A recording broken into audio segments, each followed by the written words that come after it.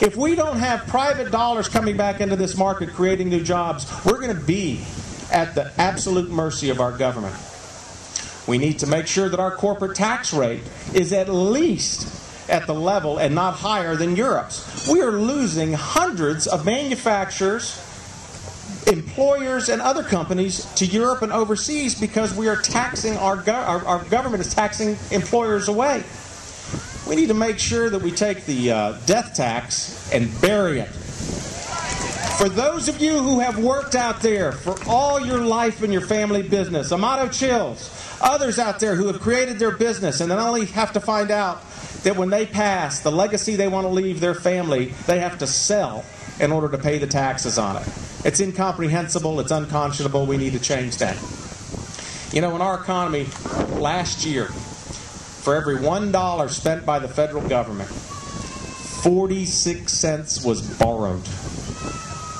Now, you start paying interest on that, which you are, it won't take too long before all your taxes are going to service debt and not provide services.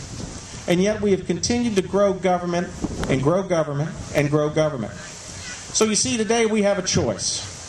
We have to band together, as we have done here today, and it is a wonderful evening for this.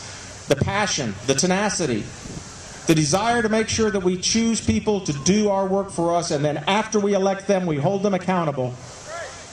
But what we need to do is do it every day.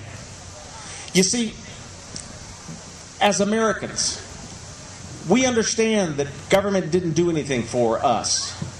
You see, we the people created government. We the people can limit government. And that is our task. We must limit the intrusion of government into our lives. Now, I've tried to do my best to keep away from using labels about partisanship and things of that nature, and I will continue to do so because out there today are some very good friends of mine that are Democrats, freedom lovers, good people.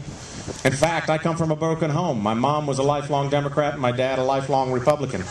And it made for some interesting discussions at our table. But I also understand that out there today are some great freedom-loving independents. People who are interested in preserving the well-being and liberties of this country. And I also understand that my fellow Republicans are out there too, and like me, want to demand that our party start doing what they say they're supposed to do.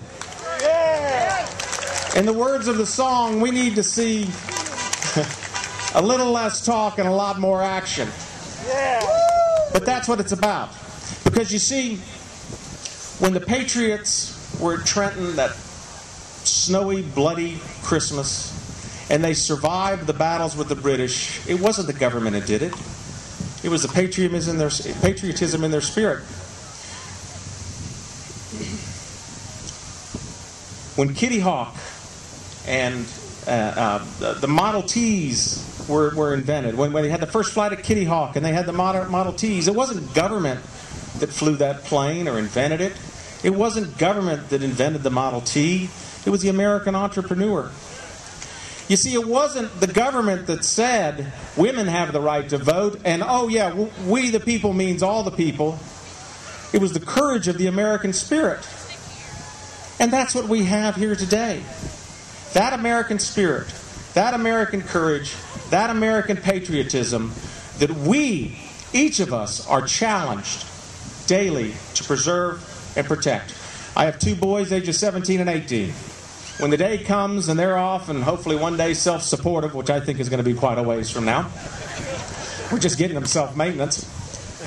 But when we get them there and they realize that 60 to 70% of their income is being paid to taxes, and they look at me and say, Dad, weren't you in politics? Didn't you have a chance to do something? Why did you and Mom decide to do something else? Why did you decide to travel? Or, did you not think about us? Did you not think about your potential grandchildren? You see, that's a regret I can't live with. And I challenge you not to live with that regret either. I challenge you to make sure that what you take from here today is that, yes, one person does make a difference, one vote does make a difference, and that we can take this country back. It's not about partisanship. It's about citizenship. the person that adopts a party, for whatever reason, does not define their character. What defines their character is how they practice their principles. And you need to look at that. You need to look at each candidate that's out there. You need to make sure that you get behind those that are in line with your values, because you have an obligation that in 203 days, and if my calculations are correct, that's when November 2nd hits, and that's Election Day, we can stand up and say that we have individually made a difference. We have taken our country back. We have put it on the road to conservatism. We will do what is necessary to reduce our government. We will reduce our taxes, we will increase our individual freedoms, and we will empower our citizens, because they're the ones who created this country. Well, I'm going to leave it with you now, and I just want you to know that each of us, in our responsibility and obligation, will do well to know that those who founded our country and have built this country demand that we do so, and those who have bled for our country require that we do so. I thank all my veterans that are out there. I thank those that were the greatest generation in World War II. I thank everyone from Korea all the way up to right now. Those are the true American heroes. My father served in World War II. I have 3 brothers that served in the Vietnam War, and God bless this country for having the veterans and the soldiers on active duty today. I'm going to leave a list with you. The sun's setting now over Lakeland, but when we leave here today, make sure the sun does not set on our passion and our desire for the pursuit of happiness and freedom. Thank you for being here today. May God bless each and every one of you. May God bless this United States. And let's go get them in November. Thank you all.